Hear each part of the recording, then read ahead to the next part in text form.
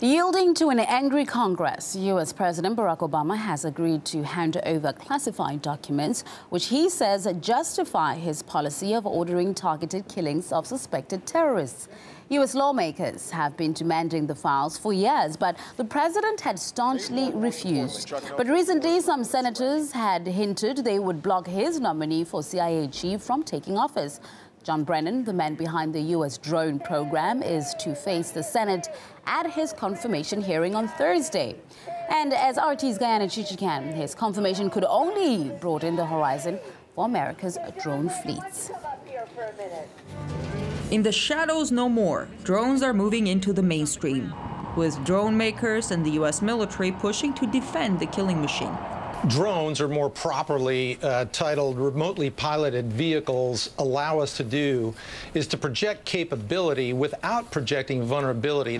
They're revolutionizing warfare by allowing us to see and kill from half a world away. A major drone manufacturer, Lockheed Martin, has financed an hour-long documentary on drones, aired recently on U.S. public television, touting the technological capabilities of the killing machine.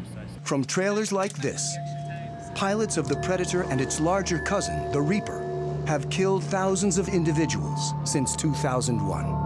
Using remotely piloted aircraft, contrary to popular belief, actually provides the greatest degree of ethical oversight for their use. This young man in Pakistan would probably disagree. Several of his family members died at the remote hands of a drone.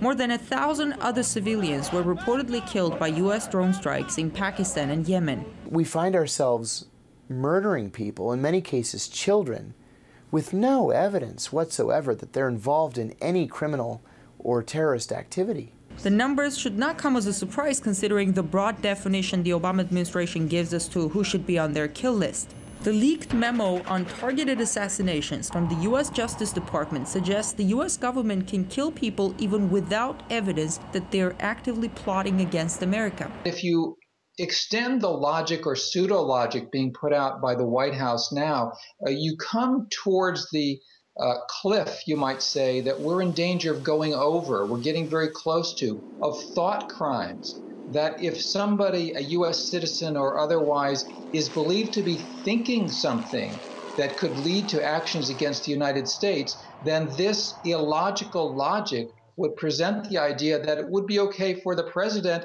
to order that that person be killed. Despite the UN raising concerns about the legality of the use of drones, the U.S. is set to expand its remote control warfare, setting up new drone bases across the world. The latest announcement, a new facility in Niger. Obama has redefined war. During the intervention in Libya, he made the case that the War Powers Act didn't apply because there was no risk to American soldiers. And so, under that rationale, he can expand the global war while in his State of the Union address claiming that we don't need perpetual war for peace, but it is perpetual war when you can drop bombs on any country and then claim that it's not war.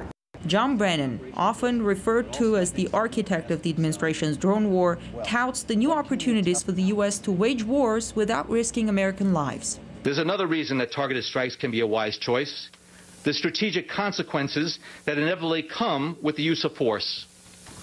As we have seen, deploying large armies abroad won't always be our best offense. All in all, the U.S. now has around 10,000 drones in its fleet. Not all of them carry weapons, of course. A lot of them are for surveillance, both domestic and international. There's a great push both from the administration and the drone makers to present them as America's next best thing. John Brennan, if confirmed, will soon be at the helm of the CIA, and no one doubts that under him, the program will expand even further. The goal is pretty much clear: to be able to control the world with a remote control. In Washington, I'm Ganesh Chikan.